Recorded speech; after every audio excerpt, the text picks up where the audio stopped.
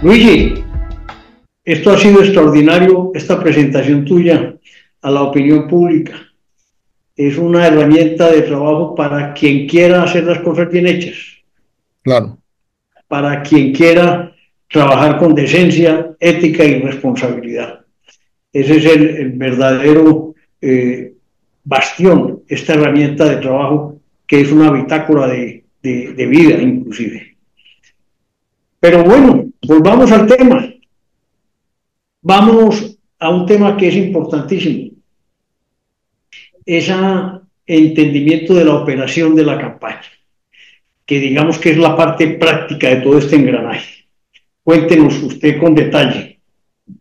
hombre, yo tuve la ventaja de que trabajé internet en el año 99 y 2000, entonces me tocó ver toda la transformación que es la consecuencia de lo que está viviendo el mundo hoy en día al transcurrir una cuarta parte de este siglo, con los cambios vertiginosos que hemos tenido en la digitalización del mundo, que es un tema que si bien viene desde la Segunda Guerra Mundial, pero que antes fue mucho más lento y hoy en día hay tres factores fundamentales: el procesador o microprocesador, la base de datos relacional y el Internet. Entonces, eso revolucionó las comunicaciones en el mundo, conectó todo el mundo, y eso es lo que yo llamo el fenómeno de globalización, no de globalismo, que son distintos. Entonces, ¿qué había que hacer? Montar una campaña con bases de datos relacionales de verdad, no listas, sino bases de datos relacionales, ingeniería de sistemas que le sirvieran a poder hacer un mercadeo digital de manera, digamos, exponencial, porque las metas eran unas metas grandes, difíciles de cumplir, pero grandes. Entonces, había que definir la arquitectura de la base de datos. Casi 3 años antes de que Duque fuera presidente, unas personas que trabajaron conmigo en el pasado, fueron socios míos y todo eso, que son administradores de bases de datos, nos ayudaron a empezar a configurar un sistema de base de datos, igual que una empresa. Un monitoreo constante de la relación de lo que se llama un CRM, Customer Relation Management, o sea, el módulo de relacionamiento con los clientes. Eso, hay softwares especializados para eso y nosotros teníamos un módulo completo para eso. Unos protocolos para la clasificación de mensajes, porque en épocas electorales los mensajes se multiplican, pero usted quiere saber cuáles son los que lo afectan y cuáles los que no, cuáles le sirven y cuáles no, y tiene que ser capaz de ser a cuáles responde y a cuáles no responde y cómo responde. Entonces, dos y tres están relacionados. La recolección y limpieza constante de los datos, porque Antonio Montoya puede cambiar el celular o de profesión o de trabajo, y eso hay que tener gente limpiando datos y haciendo recolección completa de esos datos. Que eso es, las bases de datos funcionan de acuerdo a la calidad de la data que tenga. La analítica de datos, tanto en el social media listening como en la analítica de todo el conjunto de datos que se pueda recolectar. Y eso estamos hablando de todo tipo de datos. El georreferenciamiento de esos datos, como se hace en el mercadeo, saber cuántas uvas hay en una tienda para yo saber si tengo que llevar más por la tarde para poder vender más o que no se me quede desabastecido en el supermercado. Es el mismo tipo de cosas. Entonces hay que georreferenciar todo eso y saber qué. Pues que como un paleto electoral se compone de que hay unas mesas electorales, esas mesas electorales están en un barrio, ese barrio tiene cuadras o manzanas, y esas manzanas después suman todo eso y da una zona electoral, y esas zonas electorales están dentro de lo que se llama una comuna, puede tener una o dos o varias, o una localidad, y después eso va clasificado por estratos, y bueno, y qué hay dentro de todo, y después eso va en un departamento, ¿cierto? Listo.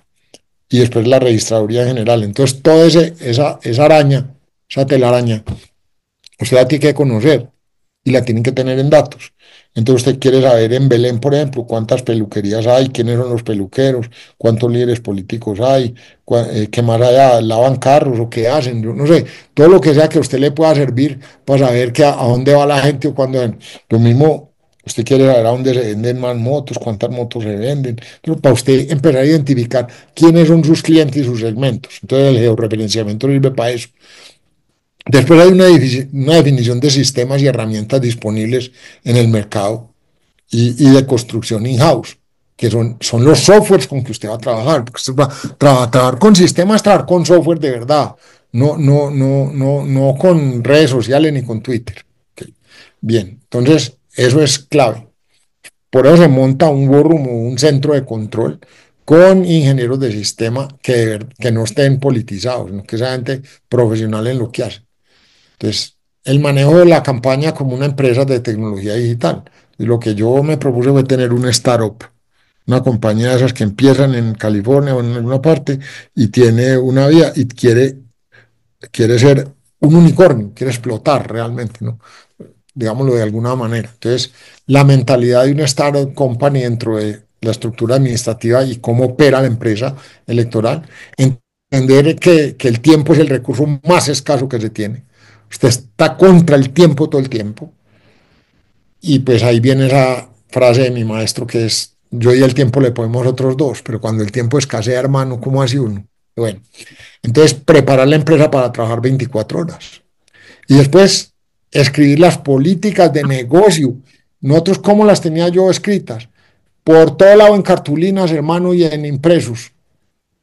De manera que en el cuarto donde estábamos 65 personas, todo el mundo viera las cosas, que las viera realmente. Y además estaban entre los computadores también. Pero eso es clave, eso es fundamental, escrito por uno. Yo me pasaba haciendo cartulinas grandes, pum, a la pared. Esto es lo que tiene que hacer, ¿cierto? Nada que no me vengan con cuentos después. Escribir los manuales operativos y que estén en el computador de la gente, ¿cierto?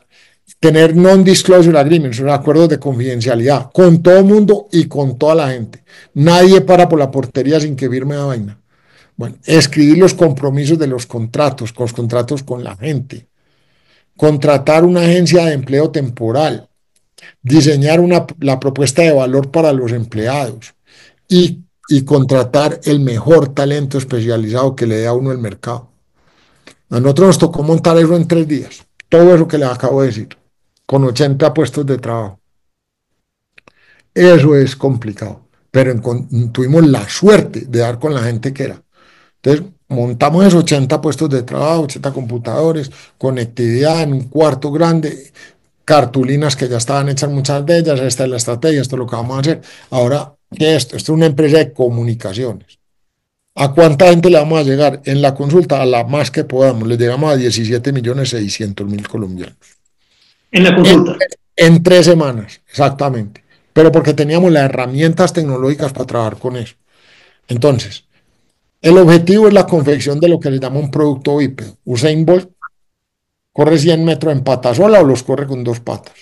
En pata sola demora 32, 38, 40 segundos. Con las 2 piernas, el tipo llega en 11 segundos o en 9 segundos y es el récord mundial. Entonces, ¿usted qué quiere? Una pata es la tecnología y la otra es una historia conmovedora que es la que usted tiene que producir 24 horas durante todo el tiempo de la campaña. Eso es lo que nosotros llamamos un producto bípedo. Y ese producto bípedo es el reflejo, en ese caso nosotros, de 2 personas, el doctor Uribe y el doctor Duque, para poderle ganar a un Petro que en ese momento era más fuerte que en el 22, porque la gente estaba descorazonada. Y ahí venía ese 85%. Entonces, la pierna izquierda es la utilización de todo el potencial de tecnología disponible en materia de analítica, comunicación y comunicación digital. Y la pierna derecha es la creación y difusión de una narrativa conmovedora, convincente, que presente en todas las expresiones de la campaña. Pues listo. Eso digamos que eso es el concepto básico. Entonces, ¿cómo se opera la campaña? Esa regla de oro es la confección dinámica de un Pareto electoral como norma rectora de todo el trabajo. O sea, el Pareto electoral que habíamos dicho que era histórico, ahora es el con que yo empiezo y después él va cambiando. Yo lo tengo que ir interpretando. Eso es un algoritmo, una ecuación, y con eso se maneja. Bueno, entonces, la delimitación del mercado potencial político y electoral, Ya dijimos, pues, cuántos millones pueden ser. Bueno, que van a votar, podemos llegar hasta 11 millones, a 12, no sé qué. Pueden ser 22 en un universo de Ese 50. dato, oye, ese dato de los 17 millones en la consulta se logró en 3 semanas. Sí, ahora te cuento porque utilizamos algunas herramientas novedosas. Por ejemplo, venía el Mundial de Fútbol y fuimos los primeros en Colombia en poner en los SMS de los celulares un pequeño video. Y ese video traía el calendario del Mundial de Fútbol y además le decía, y otro después decía cómo debe votar y ese tipo de cosas.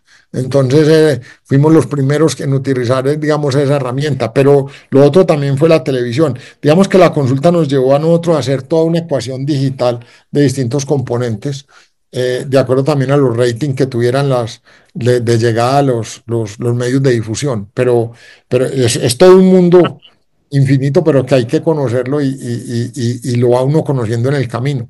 Entonces, teníamos eso, Pareto electoral, después la delimitación del potencial que teníamos, después el 85% de la población habilitada para votar es apolítica, no se identifica ni le crea a ningún partido ni a ningún político o candidato. Empezamos de esa base, a construir sobre esa base. El mundo político solo te da el 15%. Entonces hay un trabajo de que haya reconocimiento a tu candidato, que es fundamental, y después viene la intención de voto. Entonces, el trabajo para consolidar la intención de voto es otro trabajo. Son etapas que de cada módulo, cada campaña. El manejo del transporte eficiente, transparente, perdón, y eficiente de los recursos. Eso es crítico porque vos tenés que tener la seguridad, que no te estén metiendo bombas ni misiles desde afuera, porque es que te las tratan de meter. Y eso va normalmente es con el manejo de la plata por donde te joden. Y, Y y te la meten, y después te la sacan en cara, ahí no la sacan. claro, claro. Y después el manejo eficiente del día de elecciones, sobre todo también en el tema tecnológico. Bueno, entonces, primero, se hace una base de datos, se diseña una base de datos analítica, con conocimiento, con calidad, con actualización de datos. Hay que tener un equipo de administradores de bases de datos dedicado a eso. Y recoger todos los datos que uno pueda tener del país. En una elección le sirven todos los datos que usted pueda tener del país metidos allá. Tienes que hacer la arquitectura de esa base de datos.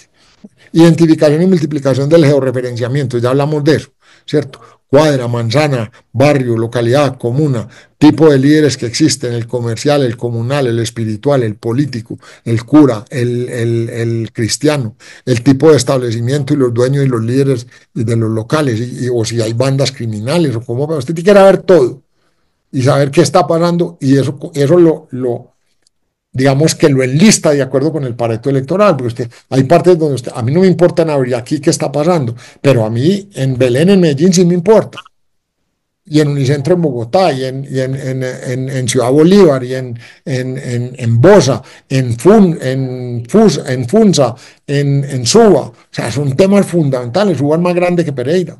Entonces, listo. Entonces, departamentos, provincias, distritos, y una conformación de comités activos, de gente que quiera colaborar. A esa gente no es que le va a dar plata ni puestos, es gente que quiera colaborar para ganar esa elección. Esa es la hinchada que se tiene que crear, ¿me entendés? Bueno, entonces, Uno se pone a ver, esto es un trabajo de locos, ¿no? Esto es no, gente que... total, esto es uno vaciado, durmiendo el mínimo de horas que pueda, y encima de esto, pero si no lo tiene aquí, no lo tiene aquí, no funciona. no funciona. Es cuestión de gente, como todo otoño en la vida.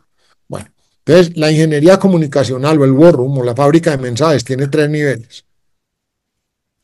El gerente y el que dirige el war room, que puede ser el gerente o el segundo. El monitoreo 724, y ahí están los protocolos de qué mensajes me sirven o no. Las capacitaciones del personal constantes todo el tiempo. El gerente tiene que capacitar su personal todo el tiempo en el war room. El análisis de coyuntura. Si usted se va a almorzar con unos señores políticos, perdió el año. Usted tiene que estar ahí peleándola. El análisis coyuntural de qué está pasando en el país, en la política, en el momento, en los debates, no sea. El comité editorial, porque esto es una fábrica de mensajes. Y la estrategia de campaña que usted la tiene que ir trayendo todos los días. Entonces, ¿qué tiene? Usted tiene una ingeniería comunicacional o fábrica de mensajes con esos tres niveles y un componente de programación, uno de mercadeo y pauta digital, y eso se compone de televisión, pauta netamente digital en herramientas digitales, radio, impresos y otros medios. Entonces, usted tiene que tener un Chief Technology Officer, un equipo de programación muy bueno, muy dinámico, gente que sea capaz de sacarle una página web en 4 horas. Eh, y que sepa usar las herramientas y se sepa hacer patches y que la base de datos lea y entienda y le ayude a tener el software con que jalar. Y obviamente un frontend. Un equipo de lo que llama growth hacking o mercadeo digital, que es la gente que hace el algoritmo y utiliza la herramienta de Twitter o de Facebook o de Instagram o de TikTok o lo que quiera y pone la tarjeta para pautar allí, pero la de nosotros, no el contrato con Facebook, ¿sí me entiende? Sino nosotros mismos operar eso.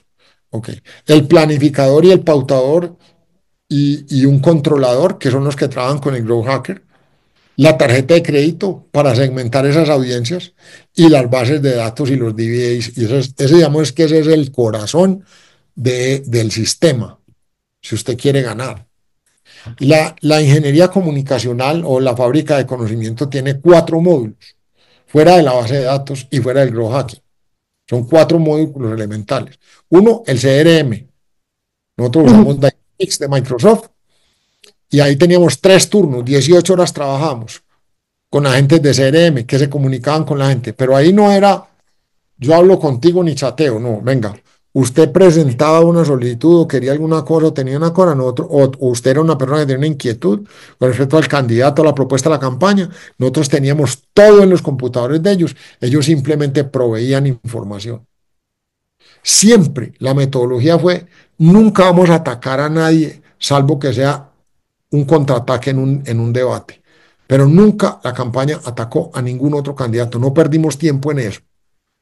Nosotros lo que hicimos fue promover ideas y multiplicar ideas.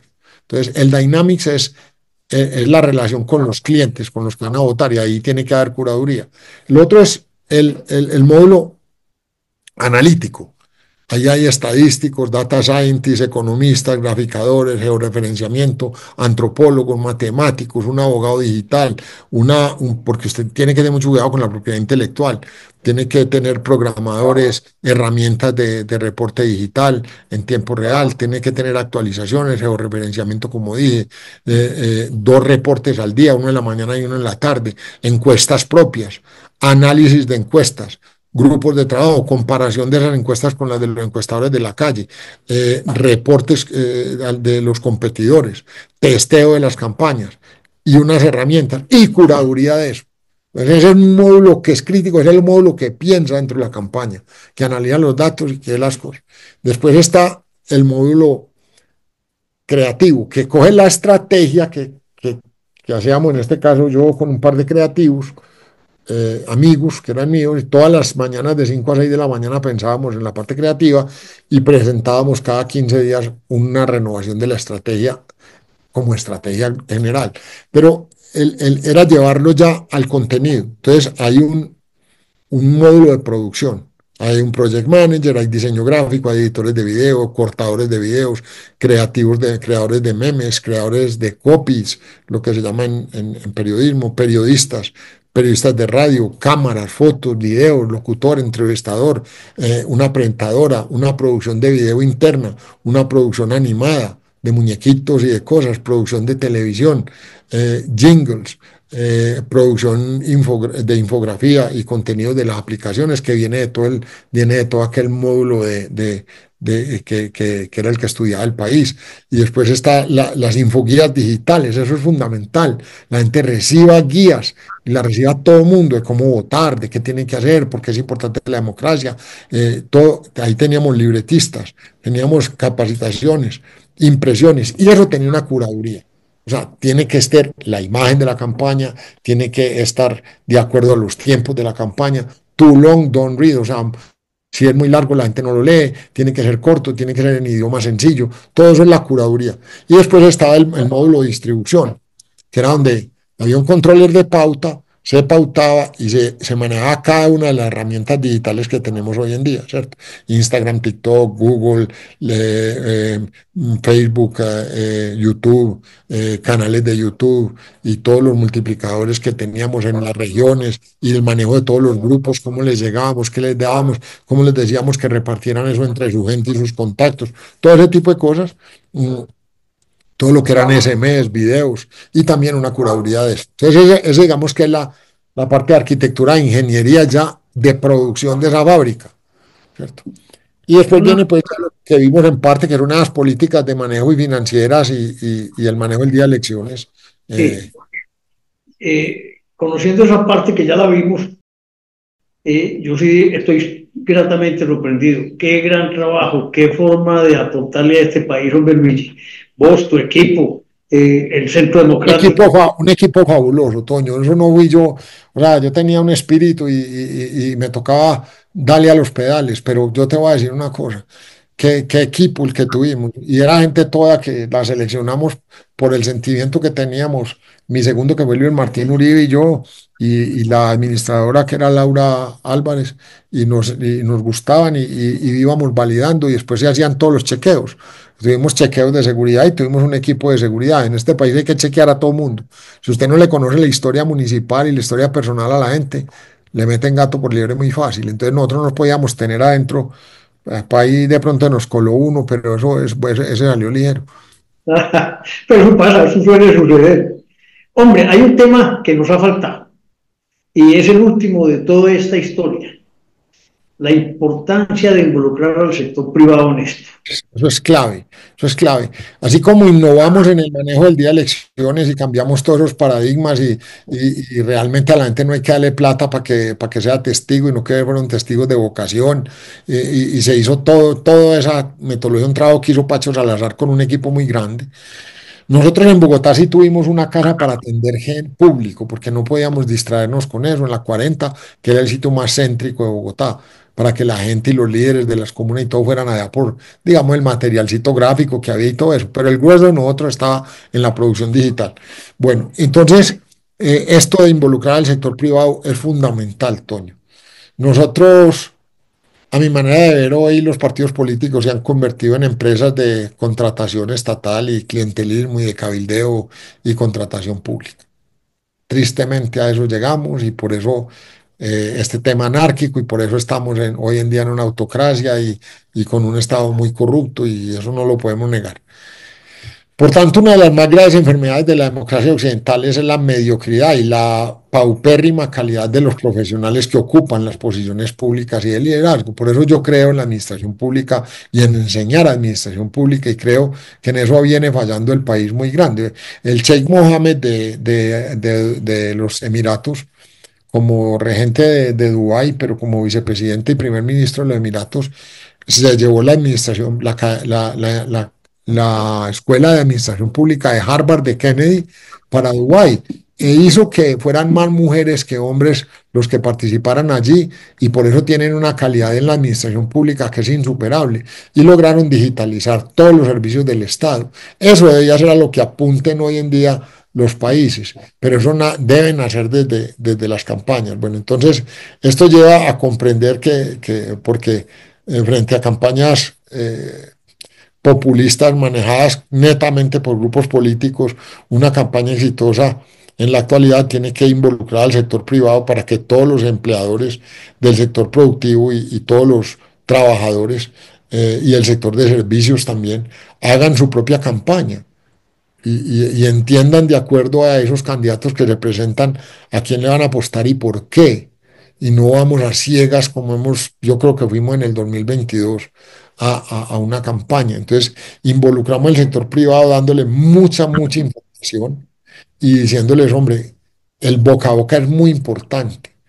Lo que diga el supervisor, el jefe, lo que diga, no es que lo estamos ideologizando, no, pero es que como es un sistema de libre empresa, si nosotros queremos ganar las elecciones, el sistema de libre empresa tiene que involucrar al sector privado. Señor, no es que usted done plata para la campaña para después venir a pedirle algo al presidente o al ministro, no. Eso no es lo debido, eso es otra cosa. Eso debe funcionar bien. no necesita lobistas, debería funcionar bien. No, lo importante es con qué ideas y qué voy a ayudar a construir en mi país dentro del sistema de libre empresa con el sector privado desde la campaña. Entonces, yo creo que es muy importante que las campañas graviten alrededor del emprendimiento y la economía y la microeconomía y la macroeconomía y la economía empresarial. Nosotros lo hicimos mediante una campaña con paquetes comunicacionales, con elementos vitales y reales, virtuales y reales, que lo llamamos Regálale un día de tu vida al futuro de la democracia colombiana. Y lo hicimos con más de 5.000 empleadores del país, donde simplemente lo que hicimos fue una difusión de lo que nosotros teníamos y que si a ellos les gustaba, pues que digamos, la multiplicaran. Y yo creo que hubo dos aspectos que nos ayudaron en el triunfo. Primero, lograr una consistencia y una credibilidad que logró que los votos de Fajardo no se fueran por de Petro. Y segundo, sobre todo en la capital de la República. Y segundo, trabajar con el sector privado. O sea, llegarle al sector privado para que al final el sector privado, que tiene una masa crítica y otros segmentos del país, acuérdate que el país es café con leche, monta en moto y se comunica por Facebook. Si tú entiendes bien esos elementos dentro de la segmentación de mercados, y si después entiendes las culturas y todo eso, pues ya tienes la manera de llegarle a la gente mucho más claro. Por ejemplo, un jingle en los llanos no se puede hacer sin arpa, y en Cartagena no se puede hacer sin champeta. En Medellín no se puede hacer sin reggaetón hoy en día, y en Bogotá hay que buscar qué es lo que gusta en cada comuna. Entonces, es distinto, ¿me entiendes? Eso hay que hacerlo así. Lo mismo, trabajar la radio y sobre todo los programas de televisión que tengan mayor audiencia. Nosotros estuvimos ahí fuimos, digamos que precursores. Tomamos unos segmentos de audiencia y nos la jugamos muy duro económicamente en los programas de mayor rating de televisión. Pero Muy bien, obviamente con una secuencia y una estrategia. Luigi. Esperemos que todos los ciudadanos colombianos y del mundo vean la magnitud de la preparación de las políticas, de esa fundamentación para hacer una campaña política exitosa, con resultados precisos, con inversión justa, necesaria, pero sin exceder ni manejar por debajo dineros que no correspondan a esa claridad que quiere presentar un líder en Colombia o un partido. Toño, y se le debe a un equipo de trabajo. Yo le debo eso a que tuve la oportunidad de ver a mi papá y a Uribe hacer un trabajo para salvar al país en un momento determinado cuando éramos un estado fallido en el 2002, y logramos extrapolar eso a las necesidades del mercado actual. Eh, yo creo que pues sí, uno tiene que ver en eso, pero fue el equipo sobre todo de gente que tuvimos, el equipo de trabajo y obviamente la madera, que es el candidato, y en este caso era la dupla de esos dos bueyes arando el terreno para poderlo sembrar, que eran el doctor Uribe y el doctor Duque arando juntos, que fue una cosa muy bonita, así como vi yo a mi papá y al doctor Uribe arar juntos también en un momento determinado durante muchos años. Esos son cosas que se vienen perdiendo por factores de individualismo y ego que vienen afectando ya esta era de comunicaciones y de individualismo, en donde nosotros, pues, el equipo de trabajo es este, ¿no? Como ya un maldingo de esos agitadores, que esas eran las ametralladoras modernas desafortunadamente hay que utilizarlos también como factores de lograr despertar en la gente lo mejor que ellos tengan. Por eso nosotros elegimos el futuro como el sitio de encuentro de todos los colombianos y logramos ganar una elección. Pero fue ese equipo, habían dos personas creativas importantísimas a las que yo les aprendí durante 2 años seguidos que trabajamos juntos, porque esto no se hizo desde el día uno. No necesitamos asesores externos de otros países ni asesores políticos. Nosotros teníamos los ejemplos, la metodología y digamos todo lo que había. Y vinieron personas muy importantes como en toda la parte analítica. Estuvieron Rafael Guarín, estuvo Víctor Muñoz, estuvo Alicia Eugenia Silva, que nos ayudaron a Luis Martín y a mí y a todo el equipo mío, a la parte legal estuvieron Barreto y Clara María González y Rosita Gómez y el contador de nosotros, que era un crack en la parte electoral, y en Claro. alrededor, todo eso. Y tuvimos un Chief Technology Officer, Yehudi Castro, que un tipo que Colombia le queda chiquita y ya hoy en día está trabajando en todas las plataformas de inteligencia artificial. Tengo a Mateo Peralta como Grow Hacker y como todo el tema de mercado digital. Tuvimos un grupo de gente que dimos con ella. Laura Álvarez fue nuestra gerente, Victoria Restrepo, cada una tenía una función muy grande y había otro grupo de personas, todas con ellas, cada uno tenía su equipo y trabajaban conmigo de la mano, eh, y con las personas que me asistieron a mí. Y fue un trabajo muy lindo, y digo que no lo digo con mal sentido, pero fue apolítico porque la política, para que los políticos pudieran disfrutar de tener un gobierno después. Muy bien. Hombre, este trabajo pedagógico es demostrarlo a todo el mundo. Vale la pena y valoro que nos hubieras permitido presentar en forma ese trabajo que permitió llegar a una presidencia.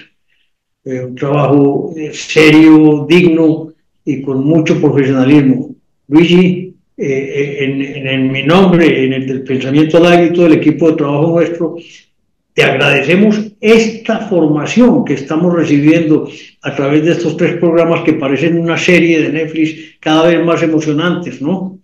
De manera que esperamos seguir compartiendo todo este año 2025. Aunque antes de irnos tengo dos preguntitas que se salen de este marco y quiero respuestas de esas así, pum. Una, ¿qué opinas de Trump y Panamá? Vea, Toño, primero cierro lo otro. Los objetivos de la campaña no es solamente ganar, sino que si se gana, el gobierno tenga legitimidad. Eso es muy importante. Bueno, ya paremos eso. Trump y Panamá. Hombre, no sé, yo no sé si ese es un mensaje a los otros grandes actores globales de que no se le metan en Panamá porque ha sido un sitio crítico para Occidente y para todo el mundo hoy en día, para todo lo de la globalización. Entonces, eh, sobre eso he estado leyendo, he estado tratando de analizar las cosas. Trump tiene unas formas muy diferentes de decir las cosas, pero no necesariamente. Acuérdate que los Estados Unidos no es un país de que solamente un loco tome la decisión. Allá hay una estructura eh, institucional, pública, que tiene sus formas de obrar y de actuar y todo eso. Yo creo que pueden haber alarmas en Panamá, y que los Estados Unidos pues está tomando eso. Ahora tienen que hacerlo con cuidado porque así hay una democracia, es un país que hay que respetar. Nosotros fuimos tan truenos que vendimos eso, y se lo dejamos llevar hace unos años. Debería ser parte de Colombia. Pero bueno, eso, la verdad es que yo tengo un gran afecto por Panamá y creo que hay unas dinámicas muy importantes, pero a Panamá lo ha beneficiado toda la vida su matrimonio con los Estados Unidos y no debe haber un divorcio ahí. O sea, y yo creo que yo lo tomo con cierta moderación. A Trump le tienen miedo porque es impredecible, pero la verdad es que yo creo que es un mensaje que a lo mejor lo necesita la región. Muy bien. Rusia y Ucrania. Pues hombre, yo creo que los dos están mamados de hacen bala y de perder gente y de sufrir. No le ha salido fácil de roer al Kremlin Ucrania, era su despensa, allí se originó todo, el imperio ruso, de manera que lo han tenido, o sea, se ha hecho respetar, digámoslo de alguna manera. Yo pienso que el tema es que están dispuestos a negociar unos territorios de lado y lado y para que Rusia pues tenga también salida al agua por ese lado, que eso es parte del tema. Pero el tema es si Rusia va a aceptar o no que Ucrania entre a la NATO, pues La OTAN. a la OTAN. Eh, entonces, pero yo creo que eso evidentemente de pronto se puede lograr, o sea, y de pronto podemos llegar a eso, porque es que lo otro, ¿cuál es el otro paso? Amenazar que van a apretar un botón, pero es que si usted aprieta un botón entre las grandes potencias hoy en día, el otro ya está muerto todo el mundo. Entonces, ¿para qué? Eso no tiene sentido. Entonces, digamos que yo pensaría que ahora como Trump es un poco impredecible, pues eh, no en el sentido que vaya a apretar el botón, pero sí de cómo va a obrar y cómo va a actuar y a quién no aprieta, a quién no aprieta, pues de pronto se relaciona con los rusos y les da un espacio dentro de la relación y la intersección que hay entre el poder establecido y el emergente, que sin duda es los Estados Unidos y el otro es China. O sea, no cabe la menor duda sobre eso. Y después está el resto del mundo. Ahora, la proliferación nuclear en otras partes del mundo no nos conviene a nadie. Y yo creo que sí hay que establecer esas intersecciones y, digamos, esas formas de operar entre Rusia, entre China y Estados Unidos.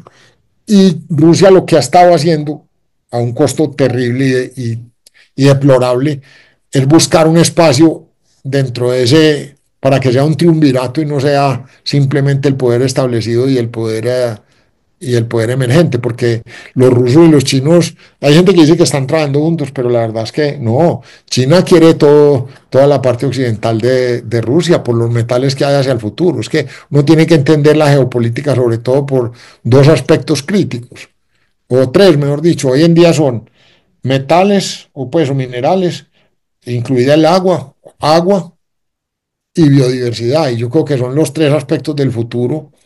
eh, que obviamente el capital humano se puede formar en muchas partes y hay muchas otras cosas, pero son los tres aspectos que el mundo tiene que cuidar con mayor sigilo y además, sobre todo en este momento que con la computación cuántica vamos a entrar en otra dimensión, en una dimensión donde ya los dogmas no explican la divinidad es la de la naturaleza tal vez, y ya el hombre puede llegar inclusive en los temas de nanotecnología hasta a trabajar dentro de los átomos, ya ni siquiera dentro de las células. Entonces, y digamos que eso va a ser programable en un futuro con la velocidad cuántica de la programación. Estos son tres elementos que nos dieron esta entrada al mundo de las comunicaciones de hoy en día. Entonces, eso hay que entenderlo. Tal vez la unidad de medida del poder hoy en día son los microprocesadores y vamos a ver a dónde llega todo esto, pero yo veo que pues, Estados Unidos no es solamente Trump, Estados Unidos tiene toda una gran empresa y tanto es así que Trump pues, le ha dado espacio a Musk, que puede ser bueno, puede ser malo, no se sabe, pero de todas maneras vamos avanzando. La tecnología nunca se puede parar la tecnología. Eso es como evitar el agua. El agua siempre vuelve y busca, tiene memoria y busca la endija para meterse. Claro, hay que dignificarla. Y el último, el fenómeno Milei, para dejarte descansar, hombre, después de tanto a la Hombre, gente. a mí me alegra mucho por la Argentina porque es un país que he querido mucho. A Colombia, a España, a la Argentina son, digamos, que mis países predilectos. Y he vivido en ellos y los he conocido a fondo, pues obviamente todo parte de Europa, pues también Portugal, pero bueno, digamos que mi ley me alegra mucho que haya llegado una persona con esa escuela austríaca, que no necesariamente es todo, pero que en un momento determinado sí me parece a mí que es el antibiótico necesario, esta escuela liberal austríaca para que sin exagerarse, y él ha demostrado tampoco exagerarse. Es un hombre exagerado en la forma también de decir las cosas, pero yo creo que las medidas las ha tomado con juicio, con cautela, con sentido común.